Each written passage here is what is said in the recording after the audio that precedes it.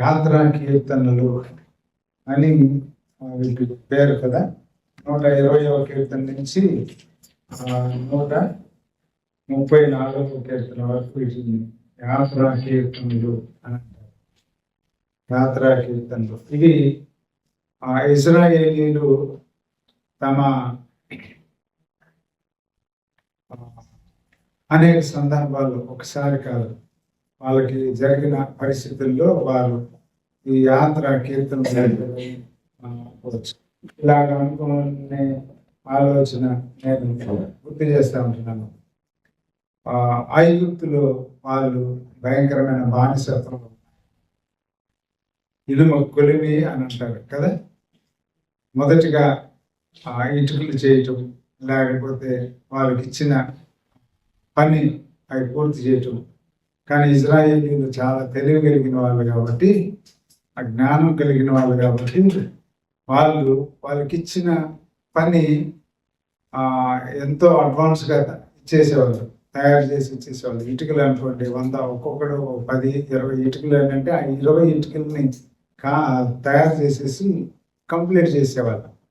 రాను రాను ఐగుప్తు రాజు ఏం చేశాడు అని అంటే, వీళ్ళని ఇంకా కఠినంగా శిక్షించడం మొదలుపెట్టాడు.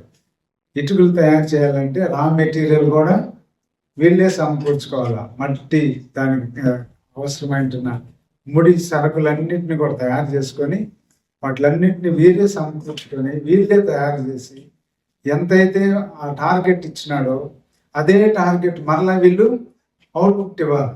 అంటే అంతకుముందు మెటీరియల్ ఇచ్చేవాడు, ఇప్పుడు మెటీరియల్ ఇచ్చేవాడు కాదు, మెటీరియల్ కూడా వీళ్ళే సమకూర్చుకోవాలి. ఇలాంటి ఇనుప కొలిమిలో నుంచి దేవాతి దేవుడు యెహోవా దేవుడు వారి మొర ఆలకించి మోషేను వారికి రక్షకుడిగా, విమోచకుడిగా పంపించి వారిని ఆ యొక్క ఐగుప్తు బానిసత్వంలో నుంచి విడిపించి తీసుకుని వచ్చేటప్పుడు కొన్ని యాత్రా కీర్తనలు కూడా రాశారు అని మనం చూడవచ్చు. వాటిల్లో ఈ యాత్రా కీర్తనలో వీటిల్లో అవి కూడా ఉన్నాయి. వాటిల్లో ఈ 125వ కీర్తన మనం జ్ఞాపకం చేసుకుంటే, వీళ్ళు ఎప్పుడైతే యెరూషలేము బబులోను చెరలోనికి వెళ్ళిపోయిందో, వీళ్ళు ఎప్పుడైతే ఇశ్రాయేలీలు చెదిరిపోయారో, ఎప్పుడైతే వీళ్ళు బానిస జీవితం లేకపోతే నెబుకద్నెజరు బబులోను పరిపాలనలోకి దాసులుగా వెళ్ళిపోయారో, వీళ్ళకి దేవుడిచ్చిన వాగ్దానపు భూమి, ఆ యొక్క యెరూషలేము ప్లేస్, ఆ సియోను ప్లేస్, యెహోవాతో నివసించే ఆ ప్లేస్, దావీదు సొలొమోను వీళ్ళు నిర్మించిన ఆ యొక్క దేవాలయం, ఇవన్నీ కూడా పాడైపోయింది. దాని తర్వాత వీళ్ళకి అక్కడ నివసించడానికి ఆ స్థలం లేకుండా పోయింది. వాళ్ళని చెరగా తీసుకుని వెళ్ళిపోయారు. ఆ చెరలో మంచి బాగా ఫిట్నెస్గా ఉంటున్న యవనస్తులు కూడా బబులోను చెరలోనికి తీసుకుని వెళ్ళిపోయారు. వాళ్ళలో ఈ యొక్క దానియేలు, షడ్రక్, మేషక్, అబేద్నెగోలు అనే వీళ్ళు కూడా ఉన్నారు. వాళ్ళని నపుంసకులుగా కూడా చేయటం జరిగింది. ఎంత ఘోరమైన పరిస్థితిలో వాళ్ళని నపుంసకులుగా చేసి వాళ్ళని కీ ఏరియాస్లో వారిని వాడుకున్న పరిస్థితులు అవన్నీ కూడా మనం చరిత్రలో చూస్తాం. దీంట్లో ఆ విషయాలు ఎందుకు గుర్తు చేస్తున్నాను అని అంటే, వీళ్ళు ఆ ప్లేస్లో నుంచి వెళ్ళిపోయితే దేవునితో సహవాసం చేసి ఆ సహవాసపు ఎఫెక్షన్ లేకపోతే ఆ ప్లేస్ లేదా దేవునితో ఉండే ఆ సహవాసాన్ని కోల్పోయి వెళ్ళిపోయిన వాళ్ళకి మరలా వాళ్ళ జీవితంలో ఏంటి అని అంటే, దేవుడు ఏదైతే ప్రవచనాల్లో రాయించి ఇచ్చాడో ఆ 70 సంవత్సరాలు ఆ చెర జీవితాన్ని నుంచి మళ్ళా తిరిగి దేవుడు తమ వాగ్దాన దేశాన్ని, వాగ్దాన ప్రదేశాన్ని, వాగ్దాన పట్టణాన్ని మళ్ళా ఇస్తాడు అనే ఆశ, నిరీక్షణ వారి జీవితాల్లో ఉంది. ఆ నిరీక్షణ జీవితంతో వాళ్ళు అక్కడి నుంచి విడుదలైపోయి వచ్చేటప్పుడు ఎంతో సంతోషంగా ఆ పాటలు పాడుకుంటూ వారు ఆనంద గానాలతో వారు వస్తూ ఉంటున్నారు. యాత్రా జీవితంలో ఎన్నో మజిలీలు, అవన్నీ మనం ఇప్పుడు జ్ఞాపకం చేసుకోవడానికి సమయం కాదు. ఒక పూట భోజనం చేయటానికే ఎన్నో టన్నులు కావాల్సి వచ్చేది. దరిదాపు 6 లక్షల కాల్బలపు సైన్యం, ఇంకా ఇశ్రాయేలీల పిల్లలు, పెద్దలు, కుటుంబాలు ఇంకెంతమంది ఉన్నారు అందరూ అంటారు దరిదాపు 20 లక్షల పైచిలుకు ఉన్న ఇజ్రాయేలు సమూహం ఆ యొక్క ఐగుప్తుల నుంచి ప్రయాణమై వస్తా ఉంటే ఆహారం ఎక్కడి నుంచి వస్తుంది వాళ్ళకి ఎవడిస్తుంటున్నాడు, వాళ్ళకి ఎవరు వండి పెడితే అంత అవుతుంది. ఆ యాత్ర జీవితంలో వాళ్ళకి మన్నాని ఇస్తూ ఊరేళ్ళని ఇస్తూ వాళ్ళని రకరకాలుగా వారిని పోషించి సంరక్షించి ఆ శత్రు సైన్యాల నుంచి వారిని విడుదల అనుగ్రహించి తీసుకొని వస్తా ఉంటున్నారు. అందుకనే యెహోవా యందు నమ్మిక ఉంచువారు కదలక నిత్యము నిలుచు సియోను కొండవలే నుందురు అని అన్నాడు. సియోను కొండవలే ఉండటం చాలా విషయాలు నేనైతే లెక్క వేయలేదు, కానీ పండితులు, బైబిల్ పండితులు వాళ్ళు చేసిన స్టడీలో నుంచి ఎన్నిసార్లు బైబిల్లో సియోను కొండ గురించి, సియోను గురించి, జియోన్ ZION కదా ఇంగ్లీష్లో, జియోన్ అనే దాని గురించి రాయబడింది అని అంటే పాత నిబంధనలో సుమారుగా 46 సార్లు యెషయా గ్రంథంలోనే రాయబడింది. అలానే ఈ సామెత కీర్తనలో 38 సార్లు, అలానే న్యూ టెస్టిమెంట్లో 7 టైమ్స్ దీన్ని గుర్తు చేయడం జరుగుతూ ఉంటుంది. కొటేషన్స్గా ఓల్డ్ టెస్టిమెంట్ కొటేషన్స్ని న్యూ టెస్టిమెంట్లో 5 సార్లు దీన్ని గుర్తు చేయడం జరిగింది అనేది ఉంది. అంటే సియోను కొండ, దేవుని సన్నిధి, దేవునితో సహవాసం, ఇలాంటి విషయాలన్నీ వర్షిప్ చేసే ప్లేస్, దేవునితో గడిపే సహవాసం, అదంతా కూడా ఈ సియోను కేంద్రంగా ఉంటా ఉంటుంది. కాబట్టి దీని గురించి అలాగ ఉంది. అంటే 586లో నెబుకద్నెజరు పరిపాలనలో బబులోను చెరలో కొనిపోబడిన పరిస్థితులు. సరే, దీంట్లో నుంచి అక్కడక్కడ కొన్ని రెఫరెన్స్ని గుర్తు చేసుకొని దీని యొక్క భావాన్ని కూడా కొద్దిగా గుర్తు చేసుకొని మన జీవితంలో వాటిని అన్వయించుకోవటానికి ఇష్టపడదాం. 46వ కీర్తన దీంట్లోనే 5వ వచనాన్ని మనం కానీ చూస్తే 46వ కీర్తన 5వ వచనంలో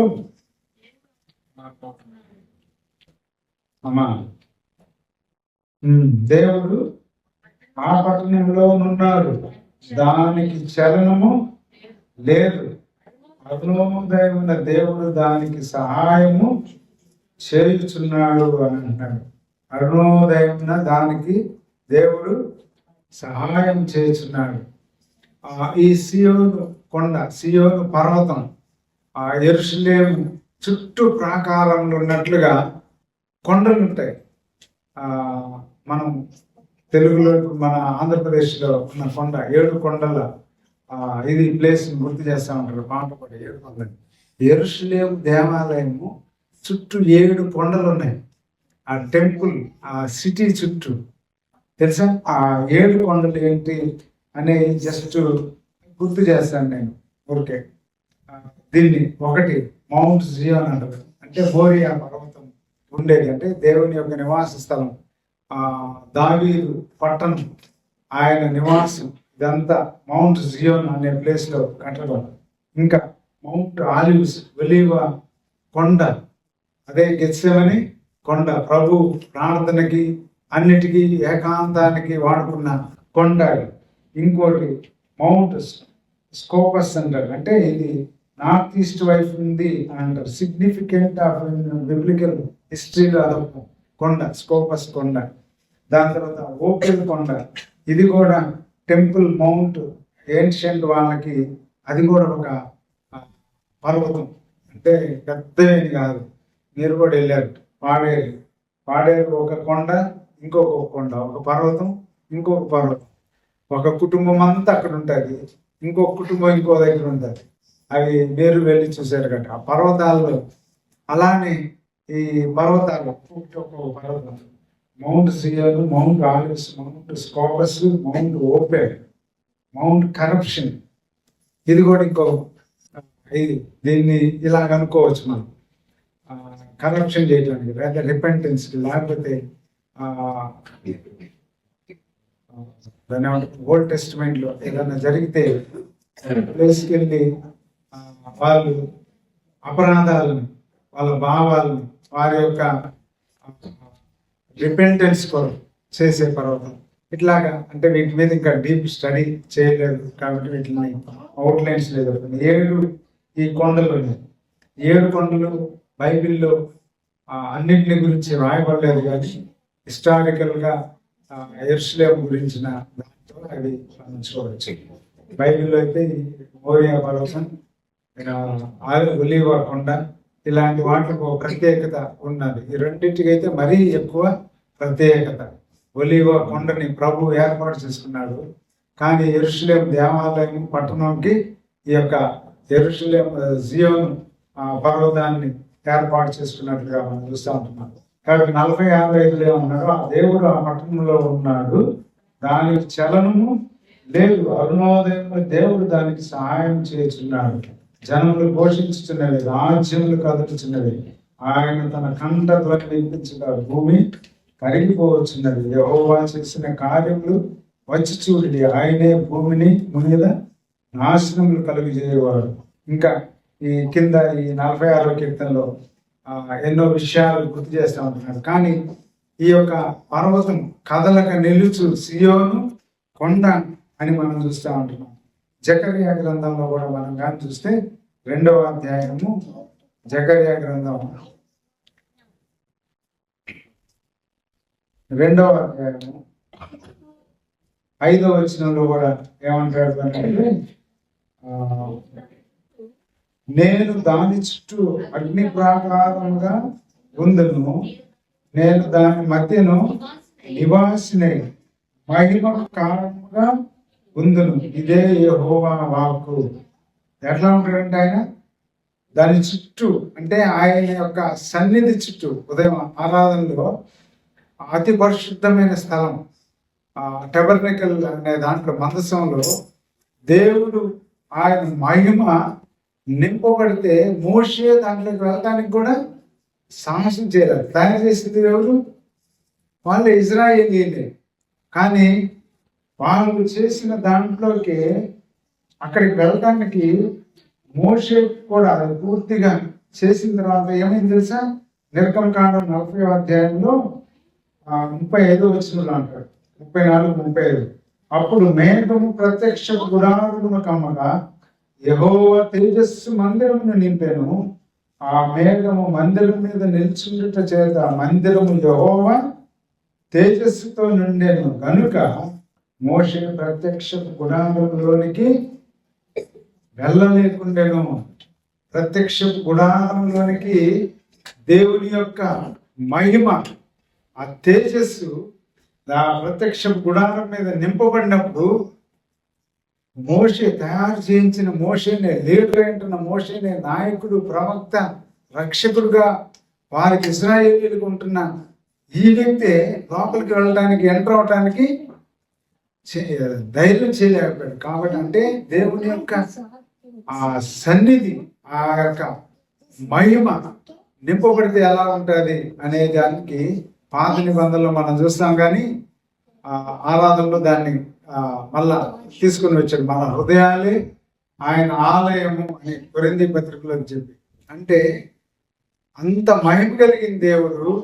మోషే నీవు ఒక్కసారి నాకు కనపడాయి అంటే బండ సందుల్లో నుంచి వెనుక అతను దేవుడు చెయ్యిని అడ్డుపెట్టి వెళ్ళిపోయిన దానిని చూడటానికే తట్టుకోలేని పరిస్థితుల్లో ఉంటే, మనం దేవుడి సన్నిధిలో ఈ దినం ఉదయకాల సమయంలో ఇలాగ చేరడానికి కానీ, మనం దేవుని సన్నిధిలో ఎక్కడైనా కూడుకొని ఆయన నామంలో ఆరాధించడానికి కానీ, ఆయన కొరకు ధ్యానించడానికి కానీ, ఆయన్ని పూజించడానికి కానీ మనకున్న గొప్ప కృప ఏంటి తెలుసా? ఆ కృప కలిగిన దేవుడు, ఆ మహిమ కలిగిన దేవుడు తన మహిమంతటిని విడిచిపెట్టి మానవులు వెంటనే మనల్ని ఆ వాళ్ళతో పాటు సహవాసం చేయడానికి, దేవుని యొక్క సహవాసపు అనుభవంలో మనల్ని తీసుకుని వెళ్ళటానికి ఆయన మానవుడిగా ప్రత్యక్షమయ్యాడు. ఆయన దేవుడి నుండి కూడా మానవుడిగా ప్రత్యక్షమయ్యాడు.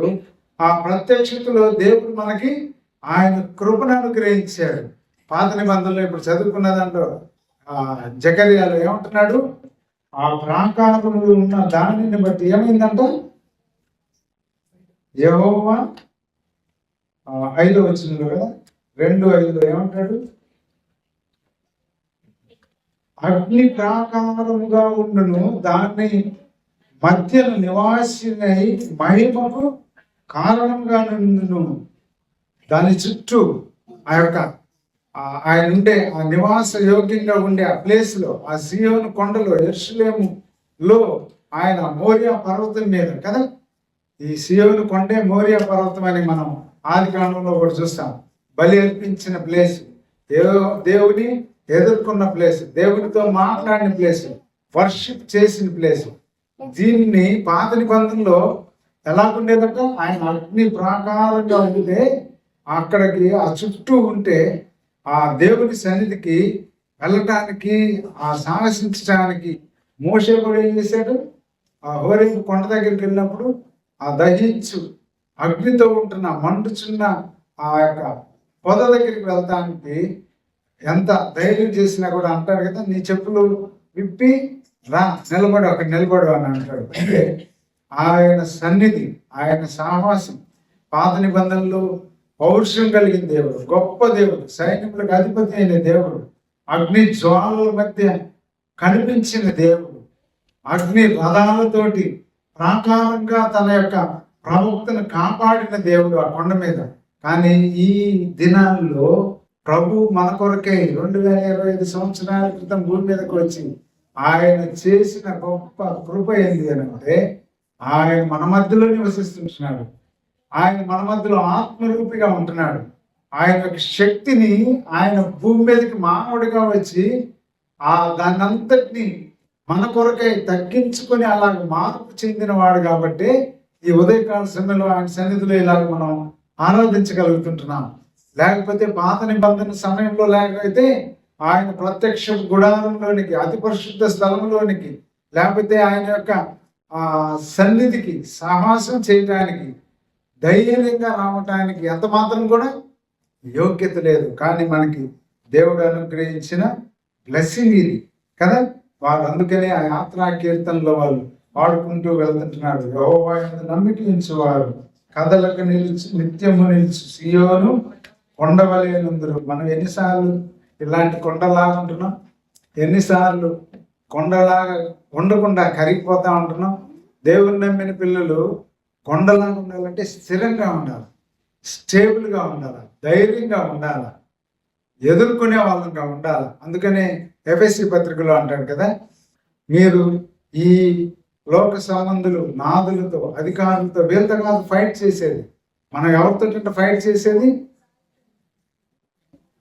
దురాత్మల సమూహంతో, సాతాను అంధకార సమూహంతో మనం యుద్ధం ఆడుతూ ఉంటున్నాం. ఆ యుద్ధ కవచాన్ని మనం ధరించుకొని ఉండాలి. ఆ కవచాల్లో విశ్వాసం, సమాధానం, ఇవన్నీ అక్కడ ఇచ్చిన వెపన్స్ అన్ని, ఆత్మ ఖడ్గం, దేవుని వాక్యమైన ఖడ్గం, వీటిలన్నింటినీ ధరించుకొని ఉండాలి. దేవుని నమ్మిన విశ్వాస జీవితంలో యేసు ప్రభువుని నమ్ముకున్న మనకి. కాబట్టి యెహోవాను నమ్మిక ఇంచువారు కదలక నిత్యం నిలిచి సియోను కొండ. సియోను కొండ అంటే ఆయన ఉన్నది, ఆయన మనలో ఉన్నాడు, ఆత్మరూపిగా మన యొక్క లోపల జీవిస్తుంటున్నాడు. ఆయన మనతో నివాసం చేస్తా ఉంటున్నాడు. అందుకని అంటాడు కదా, నేను మీతో కలిసి నివాసం చేస్తా. అంత మాత్రమే కాదు, మీరు నేను కలిసి ఏం చేస్తా ఉంటున్నాడు, భోజనం చేస్తామంటున్నాడు. ఎంత గొప్ప అనుభవం కదా. అమ్మాయి మార్గంలో వెళ్ళిపోతా ఉంటే వాళ్ళతో కలిసి వెళ్తా ఉంటున్నాడు, వాళ్ళని ధైర్యపరుస్తుంటున్నాడు, వాళ్ళని గాలను హెచ్చరిస్తా ఉంటున్నాడు. ఆయన రొట్టె కానీ వాళ్ళ కళ్ళు తెరపట్టి, అరే ప్రభు కదా మనతో పాటు వచ్చింది. వాళ్ళు వెంటనే ఆ రాత్రికి మళ్ళీ యెరూషలేముకి వచ్చారు. మళ్ళీ వాళ్ళకి జరిగిందంతా చెప్పుకుంటున్నారు. వీటిలన్నింటిలో మనం గమనించేది ఏంటంటే, దేవుని నమ్ముకున్న మనం, యేసు ప్రభువుని యందు విశ్వాసం ఇచ్చిన మనం కదలక నిలుచు సియోను కొండవలే మన యొక్క యాత్రా జీవితం. ఈ లోకంలో మన యాత్రా జీవితంలో మనం కూడా ఇలా ఉండాలి. యెరూషలేము చుట్టూ పర్వతం ఉన్నట్లు యెహోవా ఇది మొదలుకొని నిత్యము తన ప్రజల చుట్టూ ఉండును. యెరూషలేము చుట్టూ పర్వతాలు కదా, ఈ 7 hills అని చెప్పుకున్నాం కదా. ఈ టోటల్గా సరౌండింగ్ ఉంటుంది, ప్రొటెక్షన్ అన్నమాట. రాజులు కోటలు, వారి యొక్క అంతఃపురాలు, ఇవన్నీ ఎక్కడ కట్టుకుంటారు? ప్లెయిన్ ల్యాండ్లో కట్టరు. ఎక్కడ కూడా కొండ మీద కట్టుకుంటారు, లేకపోతే ఒక ఎత్తైన ప్రదేశంలో కట్టుకుంటారు. రాజుల చరిత్రలో రాజుల వాళ్ళ ఇవి చూస్తే ఎక్కడ చూసినా కూడా ప్లెయిన్ ల్యాండ్లో వాళ్ళ కోటలు ఉండవు, అంతఃపురాలు ఉండవు. అవన్నీ కూడా ఒక హైట్ ప్లేస్లో ఉంటాయి. దాని చుట్టూ కోట, గోడ, గురుసులు, వాచి అంత గస్తీ తిరిగేవారు. ఇలాగ రకరకాల ప్రొటెక్షన్ తోటి ఉంటారు. అలానే దేవుడు ఏమంటున్నాడంటే యెరూషలేము ఆ పట్టణం చుట్టూ ఈ పర్వతాలు ఎట్లాగా అన్య రాజులు అన్యులు అటాక్ చేయకుండా డైరెక్ట్గా వెంటనే ప్లేన్ ల్యాండ్లో వచ్చి అటాక్ చేసినట్టు చేయాలి అంటే ఈ పర్వతాలు ఎక్కింది కాదు కదా. మనం ఒక ఊరి నుంచి ఇంకొక ఊరికి ఆ పల్లెల్లో వెళ్ళాలి, కొండ జాతుల మధ్యకి ఆ కొండ ట్రైబ్స్ మధ్యకి వెళ్ళాలంటే ఒక కొండ ఎక్కి ఇంకొక కొండ దిగాలి. మరి ఎలిజన్ ఎక్కి దిగిందో లేదో, ఈ కొండని ఇట్లా ఎక్కి స్ట్రీప్గా ఎక్కిన తర్వాత అవతల వైపుకి దిగితే అక్కడ ఉంటారు ఇంకో కొండలు. ఆ కొండే వాళ్ళకి ఒక ఊరు, ఒక సొంత గృహం లాగా ఉండదు. అలాగే రాజులు కూడా కొండల మీద వారి పట్టణాలను కట్టుకునేవాళ్ళు. అలానే యెరూషలేము చుట్టూ కూడా ప్రొటెక్షన్గా ఈ యొక్క కొండలు ఉన్నాయి. 7 హిల్స్ చుట్టూ ప్రొటెక్ట్ చేస్తా ఉన్నాయి, రాకుండా ఈ యొక్క శత్రువులను రానికుండా. అలానే మనకేమంటున్నాడు, యాత్రికులు వీళ్ళు ఇది మొదలుకొని యెహోవా నిత్యము తన ప్రజల చుట్టూ ఉండును. మన చుట్టూ ఎవరు ఉంటున్నారు? ప్రభు ఉంటున్నాడు. యెహోవా దేవుడుగా ఇశ్రాయేలీయులతో ఉన్న దేవుడు ఈ దినాల్లో మన ప్రభు అయిన యేసుక్రీస్తు ఆత్మరూపిగా మనకి ప్రొటెక్షన్ ఇస్తూ ఉంటున్నాడు. మనం మర్చిపోతూ ఉంటున్నాం. కొన్ని ప్లేసెస్లో మనము ఎలా ఉంటున్నామంటే ఆయన మనకి కావలి ఉన్నాడు, మనల్ని కాపాడుతూ ఉంటున్నాడు. మన యొక్క వ్యక్తిగత, మన యొక్క ప్రవర్తన జీవితం వాటిల్లో మనతో ఉంటున్నాడు, మనలో ఉంటున్నాడు, మన చుట్టూ ఉంటున్నాడు అనే ఆయన ప్రజెన్స్ని మర్చిపోతూ ఉంటున్నాం కదా. మర్చిపోయే దేవుని నమ్ముకున్న మనం ఎలాగా బిహేవ్ చేస్తాం? దేవుడు లేడు, మన దగ్గర లేడు, ఆయన ప్రజెన్స్ మనతో ఇప్పుడు లేదు, సండేను లేకపోతే ఆయన దగ్గరికి ఇట్లాగా గ్యాదరింగ్లోకి వెళ్తే అప్పుడు అక్కడ ఉంటాడు, మనతో ఒంటరిగా ఉంటే ఆయన ఉండడు అన్నట్లుగా అనుకుంటాం కదా. కానీ దీనికి ఒక ఓల్డ్ టెస్టిమెంట్లోనే ఒక గొప్ప ఎవిడెన్స్, ఒక గొప్ప వ్యక్తి, గొప్ప ఐగుప్తుకి ప్రధానిగా అయిన యోసేపు జీవితంలో మనం చూస్తాం కదా.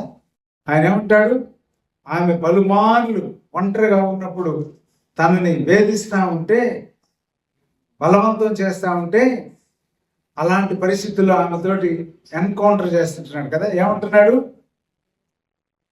నా దేవుని సన్నిధిలో ఇంత ఘోర పాపం నేను చేయను అని అంటున్నాడు. అసలు యేసు ప్రభు భూమి మీదకి రాకముందు యెహోవా దేవుడిగా పిలువబడుతూ ఆయన వచ్చి వెళ్తా ప్రవక్తల ద్వారా మాట్లాడుతూ ఉంటున్న దేవుడు, ధర్మశాస్త్రం ద్వారా మాట్లాడి దేవుడు ప్రజలకి ధర్మశాస్త్రాన్ని ఇస్తుంటున్న ఆ దినాల్లో అది ఇంకా ఇవ్వకముందే పరిపూర్ణంగా గాడ్స్ ప్రజెన్స్ నాతో పాటు ఉంది అని అంటూ ఎంత అపోజ్ చేసి పారిపోయి చివరికి ప్రధాని అవడానికి దేవుడు ఏర్పాటు చేసుకున్నాడు అని అంటే, మన జీవితాల్లో కూడా షార్ట్ టెంప్టేషన్స్లో కమిట్ అయిపోయి పడిపోతూ ఉంటాం. ఆ షార్ట్ పీరియడ్లో, ఆ టెంప్టేషన్లో మనం తప్పిపోవటం వల్ల గాడ్స్ ప్లాన్ మన జీవితంలో కథలకు నిలిచే ఆయన సన్నిధి సావాసం మన ఆత్మీయ జీవితంలో ఆయన మన కొరకు ఏం ఇవ్వాలి అని అనుకుంటున్నాడో, మనల్ని ఏం చేయాలి అని అనుకుంటున్నాడో ఈ లోకంలో మన జీవన యాత్రలో, దాన్ని మనం ఏంటంటే ఫుల్ఫిల్లోనికి వెళ్ళలేకపోతా ఉంటున్నాం. అది వెళ్ళలేకే మనం కొట్టుమిట్టాడిపోతానే ఉంటున్నాం. మన జీవితంలో మనం ఎవరినో చూసుకొని ఏమైపోతున్నామంటే వాళ్ళని చూసి సాటిస్ఫై అయిపోతూ ఉంటాం. వాళ్ళు ఎదుగుతూ ఉంటే మనం డిప్రెషన్లోకి వెళ్ళిపోతూ ఉంటాం. నేను అంతగా అవలేకపోతుంటున్నానే అని దేవుని వాక్యం ఎఫెసీ పత్రికలో అంటాడు, ఆయన కృపావరాలు ఆయన దేవుని నమ్మిన బిడ్డలకి అందరికీ కూడా అనుగ్రహిస్తాడు. నాకు దేవుడు కృపావరాన్ని నాకు ఇవ్వలేదు, రక్షించబడిన వాడికి నాకు అనంటే నిజంగా నమ్మినవాడు కాదు. ఏదో ఒకటి దేవుడు మనకిస్తాడు, దాన్ని రికగ్నైజ్ చేయవలసిన ఆ విజన్ మనం పొందాలా. అంత మాత్రమే కాకుండా దేవుని ప్లాన్లో మనం ఉన్నాము అని అంటే మన చుట్టూ కూడా ఏముంటుందంటే ఆయన నిత్యము మన చుట్టూ ప్రాకారం లాగా యెరూషలేము చుట్టూ పర్వతాలు ఉన్నట్టుగా ఆయన ప్రజెన్స్ మన చుట్టూ ఉంటుంది. కాబట్టి మనం మర్చిపోకూడదు. ఈ 2025లో ఎన్నిసార్లు మన జీవితంలో పర్సనల్ లైఫ్లో మన యొక్క జీవితంలో ఇలాంటి దానిని మనం మిస్ అయిపోయాం. ఎన్నిసార్లు దీంట్లో నుంచి మనం అధిగమించి దేవుడిలోనికి వెళ్ళలేక మనం బలహీన పడిపోయాం. ఎన్నిసార్లు దేవుడు ఇచ్చిన ఆపర్చునిటీని మనం మిస్ చేసుకున్నాం. వీటిలన్నింటినీ ఈ 25 సంవత్సరం అంటే 25 చివరిలోకి వచ్చేటప్పటికే మళ్ళా ఏదో ఒక తీర్మానం చేయటం, మళ్ళా నూతన సంవత్సరం రాగానే 1వ తేదీ పండుగ కదా. లోకంలో అందరూ చేసే పండుగ అది, నూతన సంవత్సర పండుగ. బిలీవర్స్ చేసే పండుగ కాదు అది. నూతన సంవత్సర పండుగ ఎవరెవరు చేస్తారు? చేయని వాడు ఎవడు అని అడగాల కదా. ప్రతి వాడు ఒక్కొక్క దాంట్లో ఎంజాయ్ చేస్తూ ఉంటాడు. మనం కూడా ఎంజాయ్ చేస్తాం. 1వ తేదీ ఎంతో న్యూ ఇయర్ గ్రీటింగ్ చెప్పుకుంటూ న్యూ ఇయర్లో ఎంతో 31 రాత్రి 31 ఏదో ఒక డెసిషన్స్ అని చెప్పుకోను ఇలాగ వెళ్ళిపోతూ ఉంటున్న పరిస్థితులు. కానీ ఆయన భూమి మీదకి వచ్చి ఏం చేశాడు? ఆ పర్పస్ని మర్చిపోయిన దినాల్లోకి వెళ్ళిపోతా ఉంటున్నాం. కానీ ఆయన మన చుట్టూ ఉంటున్నాడు. నీతిమంతులు రెఫరెన్స్లు ఉన్నాయి 89:22లో, యెషయా 14:5, ఎజ్కేలు 19:11-14 వరకు వీటిని చూడొచ్చు. ఈ 3వ వచనానికి కూడా నీతిమంతులు పాపము చేయుటకు తమ చేతులు చాపకుండునట్లు భక్తిహీనుల రాజదండము నీతిమంతుల స్వాస్థ్యము మీద నుండదు. ఇక్కడ ఏమంటున్నాడు? నీతిమంతులు పాపము చేయుటకు తమ చేతులు చాపకుండునట్లు. నీతిమంతుడు ఏంటన్న మనల్ని నీతిమంతులుగా చేశాడు. రోమా పత్రికలో చూస్తాం. అపరాధముల చేత పాపముల చేత చచ్చిన మనల్ని దేవుడు ఆయన కృప చేత మనల్ని రక్షించి ఆయన శిలువ రక్తం ద్వారా మనల్ని నీతిమంతులుగా చేశాడు, మనల్ని పరిశుద్ధులుగా చేశాడు. అలాంటి నీతిమంతులుగా చేయబడిన మనకి మనం చేతులు చాపి పాపం చేయకుండా ఉండటానికి, అంటే మన లైఫ్లో, మన ప్రాక్టికల్ లైఫ్లో ఈ యొక్క పాపపు జీవితంలోనికి వెళ్లకుండా ఉండటానికి, పాపపు జీవితంలోనికి మనం కృంగిపోకుండా ఉండటానికి ఏం చేస్తారంటే నీతిమంతులు పాపం చేయుటకు తమ చేతులు చాపకుండటానికి భక్తిహీనుల రాజదండము నీతిమంతుల స్వాస్థ్యం మీద ఉండదు. నీతిమంతుల మీదకి భక్తిహీనుల స్వాస్థ్యం రానియకుండా కాపాడతాడంట మనల్ని. ఎప్పుడు కాపాడతాడు? యెరూషలేములో, సియోనులో, ఆయన స్థలంలో, ఆయన నివాసంలో, ఆయనతో సహవాసంలో ఉన్నప్పుడు మాత్రమే అని గుర్తు చేస్తా ఉంటున్నాను. ఇంకా త్వరగా వెళ్ళిపోవాలి. యెహోవా మంచి వారికి మేలు చేయము, యథార్థ హృదయులకు మేలు చేయము. యెహోవా అని కామ పెట్టాడు కదా. యెహోవా మంచి వారికి మేలు చేయము. అయ్యా మంచి వారికి మేలు చేయగా అంటే నాకు ఒక్కడికే అని కాదు, అక్కడ అందరినీ కలుపుకుంటున్నాడు. మంచి చేసే ప్రతి వారికి కూడా నువ్వేం చేయాలా? మేలు చేయి, ప్రార్థన చేస్తుంటున్నాడు. యెహోవా మంచి వారికి మేలు చేయము, యథార్థ హృదయులకు మేలు చేయము అనే ప్రార్థన విన్నపాన్ని ఈ యాత్ర కీర్తనలో ఇజ్రాయేలీలు ఈ యాత్ర పాట పాడుకుంటూ వెళ్తా ఉంటున్నారు. మేలు చేయము, ఎవరికి మేలు చేయాలి? మంచి వారికి మేలు చేయాలి, యథార్థ హృదయులకు మేలు చేయాలి.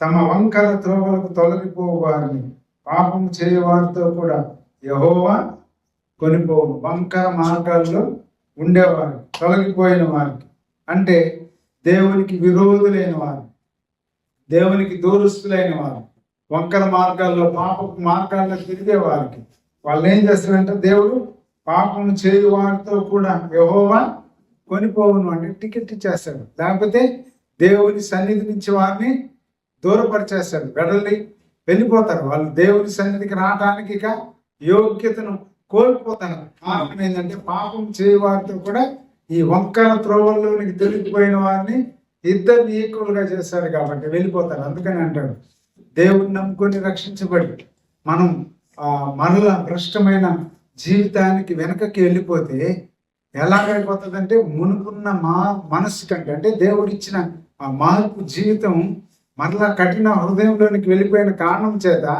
దేవుని సన్నిధికి రావడానికి దూరం అయిపోతారు. దేవుని నమ్ముకొని కొంతకాలం ఉంటారు. అందుకనే విత్తనాల విషయాల్లో దేవుడు అక్కడ చెప్తా ఉంటున్నాడు. ముండ్ల పొదల్లో పడిన విత్తనాలు, బండ మీద పడిన విత్తనాలు, త్రోవలో పడిన విత్తనాలు, ఇవన్నీ వీటికి సూచనే. కొంతమంది నమ్ముకుంటారు, కొంత టైం బాగా చాలా ఫాస్ట్గా వెళ్ళిపోతారు. కొన్ని ఎలాగ తెలుసా, బండ మీద పండి కానీ ముళ్ళ పొదల్లో పండి కానీ మీరు చూసారు లేదా, మన పల్లెటూళ్ళలో మేము చూసాం, ఇక్కడ కూడా చూడొచ్చు. ఆ సీడ్ తెలియకుండానే మన కళ్ళ కనపడకుండానే ఉంటుంది, పడిపోయినది ఎప్పుడో తెలియదు. కొన్ని డేస్ లోపలే అది ఆ ముళ్ళ పొదల కంటే కొద్దిగా హైట్కి వచ్చేస్తుంది. కానీ దాని వేరు లేకపోవడం వల్ల, దానికి ఆ శక్తి తీసుకోవడానికి లేక, ఈ ముళ్ళ పొదల యొక్క వేర్లు బాగా బలంగా ఉండిన కారణం చేత ఎండిపోతా ఉంటుంది. అలానే కొంతమంది దేవుని నమ్ముకొని వంకర మార్గాల్లోకి తొలగిపోతారు, దేవునికి దూరస్తులు అయిపోతూ ఉంటారు. కొంతమంది దేవుని నమ్ముకొని బాగా ఉంటా ఉంటారు. దాని తర్వాత మరలా పాపపు జీవితం, పాత జీవితం, భ్రష్ట జీవితం. అందుకని పైన అన్నాడు కదా, పాపము చేయుటకు తమ చేతులు చాపకుండానట్టు నీతిమంతులు. అంటే అలా వెళ్ళిపోకుండా ఉండటానికి దేవుని ప్రొటెక్షన్, దేవుడి చుట్టూ యెరూషలేము చుట్టూ పర్వతాలు ఉన్నట్టు మన చుట్టూ ఆయన ఉన్నాడు అనే దాన్ని మనం గ్రహించి జీవించాలి. పాపము చేయవారితో కూడా యెహోవా కొనిపోవు, ఇశ్రాయేలు మీద సమాధానము ఉండును గాక. ఇశ్రాయేలు మీద సమాధానం. ఇశ్రాయేలీలు మనమే విమోచించబడిన వారు, దాటబడిన వారు. హెబ్రీయులు పాపపు జీవితం, పాత జీవితం, లోకపు జీవితం, దానిలో నుంచి ప్రభు అయిన యేసుక్రీస్తునికి ఆయన రక్తంలో కడుగుబడి ఆయన బిడ్డలంగా తీర్చబడ్డాం. రాజులైన యాజక సమూహంగా చేయబడ్డాం. ఆయన సొత్తైన ప్రజలం. కాబట్టి ఉదయకాల సమయంలో యెహోవా పర్వతాల చుట్టూ, యెరూషలేము చుట్టూ ఎలా ఉంటున్నాడు, దేవుని నమ్మిన మన చుట్టూ కూడా ఆయన ప్రొటెక్షన్ ఎలా ఉంటుంది, ఆయన కాపుదల ఎలా ఉంటుంది. దాని గురించి ఒక 5-6 మీనింగ్స్ చెప్తాను. దాని గురించి వివరించకుండా ముగించుకుందాం. ఈ సియోను అనే దానికి హీబ్రూలో, గ్రీక్లో, ఇట్లా అరానిక్, వీటిలో ఇంగ్లీష్లో కొన్ని మీనింగ్స్ ఉన్నాయి. ఏంటి అని అంటే, దీనికి హెవెన్ అని, ప్యారడైజ్ అని పేరు. దేవుడు ఉండే స్థలం, దేవుడి నివాసం. దేవుని నివాసం ఇదిగో మీ మధ్య నివసిస్తుంది అని అంటాడు. సదాకాలం యుగాలు ఆయనతో మనం ఏం చేస్తూ ఉంటాం, రాజ్యం వెళ్తాం. ప్రకటన గ్రంథంలో చూస్తాం. ఆ యొక్క దానికి, ఆ యొక్క పరలోకానికి, ఆ నివాసానికి ఇక అంతము లేదు. ఆయనతో పాటు ఉంటాం. ఎలా ఉంటామో ఏమో. రాత్రి ఒక చిన్న వీడియో క్లిప్పింగ్ చూసాం. న్యూయార్క్ పట్టణంలో ఈ క్రిస్మస్ దీంట్లో రకరకాల శకటాలతోటి ఈ ప్రభు జననాల గురించి, వాటి గురించి ఎంతో లైవ్ జంతువుల్ని, వాటిల్ని, మనుషుల్ని పెడుతున్నారు, బొమ్మలుగా పెడుతున్నారు. వెళ్తా ఉంటే ఆ చుట్టూ ప్రజలు వాటిలన్నింటిని చూసి క్రిస్మస్ ప్రభు భూమి మీదకి వచ్చిన దాని గురించి సంతోషిస్తూ ఉంటే, వాటిలన్నింటిని చూడగానే నాకు వెంటనే పర్సనల్గా గుర్తొచ్చింది ఏంటంటే, ప్రభా ఒక్కరోజుకో లేకపోతే ఈ సీజన్లోనో అవన్నీ గుర్తు చేసుకుంటూ ఎంజాయ్ చేస్తా, ఆనందపడతా, పాటలు పాడుకుంటా, ఆ దేవుని నమ్మిన పిల్లలు, నామకార్థులు ఎట్లాగైనా నిన్ను మహిమపరుస్తూ ఉంటున్నారే. రేపు నిత్యరాజ్యంలో నీ దగ్గరికి వచ్చిన తర్వాత నీతో పాటు ఉన్నప్పుడు ఇంకా అసలు ఆ టైం లేదు, ఏం లేదు. నో టైం ఎండ్ కదా, ఎండ్లెస్ టైం. అది ఇంకా అంతం లేదు. ఆ ప్లేస్లో ఎలా ఉంటాం, ఎలాగ నిన్ను స్తుతిస్తానే ఉంటాము అనేదానికి ఎండ్ లేదు. ఇక ఎంత స్తుతిస్తామో, ఎలాగ స్తుతిస్తామో, ఎలాగ ఆయనతోటి గడుపుతాము, ఇంకా అది ఎంతకాలము అని అంటే ఇంకా కొంతకాలం కాదు, లిమిట్ లేదు. ఇంత దాంట్లో, ఈ హెవెన్లో, జియోన్ అనే దాంట్లో, ప్యారడైజ్ లాంటి దాంట్లో, అలానే గార్డెన్ ఆఫ్ ఈడెన్ అంటారు, అంటే సియోన్ అని. అలానే ప్రామిస్డ్ ల్యాండ్ ఇది. వాళ్ళకి దేవుడు అనుగ్రహించిన, ఇజ్రాయేలులకు అనుగ్రహించింది. దేవుడు మనకు కూడా అనుగ్రహించింది ప్రామిస్డ్ ల్యాండ్, పరలోకం. అలానే నెక్స్ట్ వరల్డ్ అంటున్నాడు, హ్యాపీ వ్యాలీ అని అంటాడు. నెక్స్ట్ వరల్డ్, రాబోయే ప్రపంచం, దేవుని యొక్క రాజ్యం. అందుకని అంటాడు, పరలోక రాజ్యం మీ మధ్య ఉంది, మీ మధ్య నేను స్థాపించాను. ఇప్పుడు మనందరం పరలోక రాజ్య పౌరులు, లోకంలో జీవిస్తుంటున్నాం, లోకపు సిటిజన్ మనకుంది. At the same time we have dual citizenship, eternal life citizenship ఉంది మన భూమి మీద. లోకం ఉంది టెంపరీ. ఈ దేవుల్లో వచ్చిన తర్వాత ఈ సిటిజన్షిప్ మనకి పర్మనెంట్, ఎవర్ లాస్ట్. అందుకనే నెక్స్ట్ వరల్డ్ అని అంటారు. కాబట్టి ఇలాగా ఈ జీవన్ గురించి అనేక అర్థాలతో కూడిన ప్లేస్ అది. దేవుడు మన మధ్యలో ఉంటున్నాడు, మనతో పాటు ఉంటున్నాడు, మన మధ్య మానవుడిగా భూమి మీదకి వచ్చి ఆ మహిమనంతటిని విడిచిపెట్టి మన కొరకు దాసుడిగా ఆయన చేయబడి మనకి ఆయన రిక్తుడిగా ఆయన మనల్ని విమోచించాడు. కాబట్టి ఉదయకాల సమయంలో ఎల్లవేళలా ఏ ప్రదేశంలో అయినా ఆయన్ని కొలవటానికి, ఆయన ఆరాధించడానికి, ఆయన్ని జ్ఞాపకం చేసుకోవటానికి, ఆయన్ని స్తుతించడానికి there is no particular place కదా. చివరిగా ఆ ఒక్క మాట గుర్తు చేసుకోవచ్చు కదా. ఆ సమరయ స్త్రీతోటి ఆయన అంటాడు కదా, ఆమె అంటుంది, అయ్యా మీకేమో యెరూషలేము ఉంది, మాకేమో గెరిసిం కొండ ఉంది, మీకు ఆ కొండ మాకు ఈ కొండ, మేము ఇక్కడ వర్షిప్ చేస్తున్నాం, మీరు అక్కడ వర్షిప్ చేస్తున్నారు అని అంటే, ఈ కొండలు లేవు ఏమి లేవమ్మా, ఒక టైం వస్తుంది, ఆ టైం ఇప్పుడే వచ్చింది. ఆయన్ని ఆరాధించేవారు, తన్ను ఆరాధించేవారు ఆత్మతోనూ సత్యంతోనూ ఆరాధించే కాలం వస్తుంది, అది ఇప్పుడే వచ్చింది అన్నాడు. ఆయన స్థాపించాడు.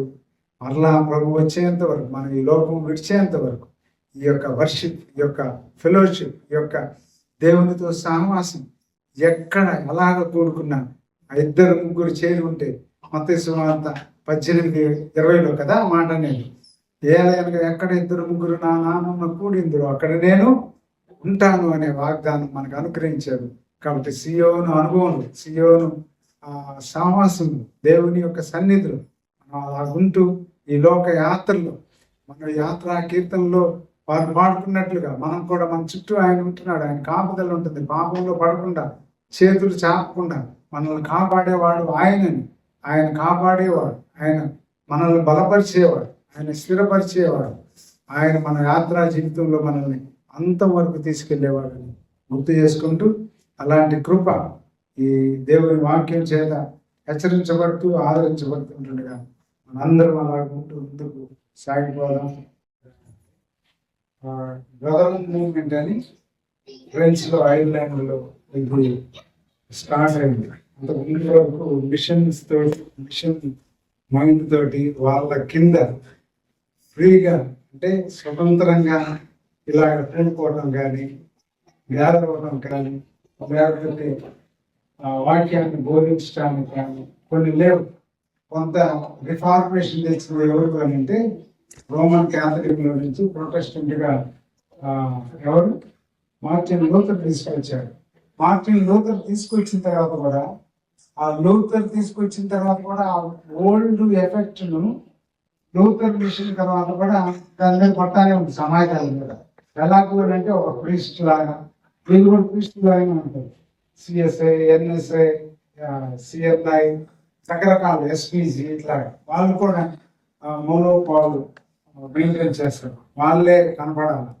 ఇంకా ఎదుటి వాళ్ళు ఒక విశ్వాసికి లీడ్ చేయటం కానీ, ఇన్వాల్వ్ అవ్వటం కానీ వాటిలన్నిటికీ ఒప్పుకోడు. అలాంటి పరిస్థితుల్లో ఫ్రెంచ్ విప్లవం టైంలో, ఈ యొక్క అదే టైంలో, అదే సీజన్లో కొంతమంది కలిసి ఐర్లాండ్లో కదా, వాటిలన్నింటిలో డబ్లిన్ పట్టణంలో అన్నమాట, జర్మన్లో, వీళ్ళు మంచి ప్రొఫెసర్స్, గొప్ప వ్యక్తులు వీళ్ళు. అదే ఎంతసేపటికి వీళ్ళ బానిసత్వం కింద దాంట్లో నుంచి బయటకు వచ్చిన బైబిల్ని అర్థం చేసుకోలేకపోతా ఉంటున్నామే, ఇలాంటి పరిస్థితుల్లో ఇలాగే కొనసాగుతూ ఉంటున్నామే, ఇలాగ ఉండటానికి లేదు, బైబిల్ ఏం చెప్తుంది అని న్యూ టెస్టిమెంట్ ప్యాటర్న్ అపోస్తులైన పౌలు ప్రభు ఏర్పాటు చేసిన ఆ యొక్క సంఘ సిద్ధాంతాలు వీటిని బాగా క్షుణ్ణంగా అధ్యయనం చేసి, రీసెర్చ్ చేసి వాళ్ళు ఒక బ్రదరన్ మూవ్మెంట్ తీసుకొచ్చారు. బ్రదరన్ మూవ్మెంట్ అంటే ఏంటో కాదు, సహోదరుల సహవాసం, అందరూ కలిసి ఆత్మలో స్వేచ్ఛ, ఆత్మకు స్వేచ్ఛ. క్యాప్షన్, ఆత్మలో స్వేచ్ఛ, ఆత్మకు స్వేచ్ఛ. మన మీద ఎవరు యజమాయిషి లేరు. మనం వాళ్ళు చెప్పినట్టే ఇంట దేవుని సువార్త ప్రకటించడానికి వాళ్ళ గైడెన్స్ కాదు, నీకు ఇచ్చిన బాధ్యత నువ్వు కూడా చేయాలి. వర్షిప్ చేయడానికి కొన్ని నిర్దిష్టాలు ఉన్నాయి. ఇలాంటి అన్నింటిని కూడా చెప్పుకొచ్చారు. వీటిని అంత వివరించడానికి సమయం లేదు, కానీ అలాంటిది క్రొత్త క్యాలెండర్ ఒకటి సురేష్ బ్రదర్ తెలుసుంటుంది. ఒక మిషనరీ గురవయ్య అని కంబోడియాలో పరిచయం చేస్తుంటున్నారు. మన ఎస్ఎఫ్జేని కొద్దిగా ఇంట్రడ్యూస్ చేసి దాని వివరాలని చెప్తే ఎస్ఎఫ్జే ప్రేయర్ హాల్కి వచ్చి మహేష్ తోటి కలిసి చాలా విషయాలని డిస్కస్ చేసుకున్నారు. ఆ రోజు నేను వేరే క్యాంప్కి వెళ్ళాను. దాని తర్వాత ఆయనకు కూడా ఒక అంతకు ముందు వరకు ఉంది, ఆయన మంచి మిషనరీ, మంచి మిషన్ మైండ్. మన అసెంబ్లీస్ కూడా ఎందుకు ఉండకూడదు, ఎస్ఎఫ్జేలో ఎంత అద్భుతంగా దేవుని పరిచయం జరుగుతుంది, మనం కూడా ఒకటి అందిద్దాము అని ఇమ్మీడియట్లీ వెళ్ళి విత్ ఇన్ షార్ట్ పీరియడ్లో ఈ క్యాలెండర్ని తయారు చేశారు. 200 years అవుతుంది అన్నాడు బ్రదర్ మూవ్మెంట్ ప్రపంచంలో వచ్చి సహోదరుల సహవాసం. కాబట్టి ఇది ఎక్కడ దొరకవు, అవి మనతో పాటు ఆయన ఉన్నాడు కాబట్టి ఫస్ట్ ప్రింటింగ్ ఆయన దగ్గర తీసుకుని మనమే, ప్లస్ ఆయన లిమిటెడ్గా వేయించాడు టైం లేక, ప్రింటర్స్ లేక. కాబట్టి అది ప్రత్యేకత.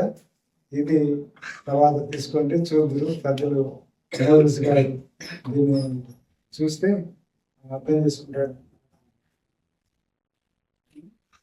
ఇది విషయం, ఈ క్యాలెండర్ ప్రత్యేకత. దాంట్లో హిస్టరీ ఎలా ఉంది అని క్యూఆర్ కోడ్ కూడా ఉంది. ఇంకా అసలు ఏమేమి ఉంది, ఎవరెవరు ఏం చేశారు, జార్జ్ ముల్లర్ ఇలాంటి గొప్ప వ్యక్తులందరూ కూడా దీనికి ఫౌండర్స్. చూద్దాం. శ్రద్ధతో ఓపికతో మీ అందరికీ కూడా వందనాలు.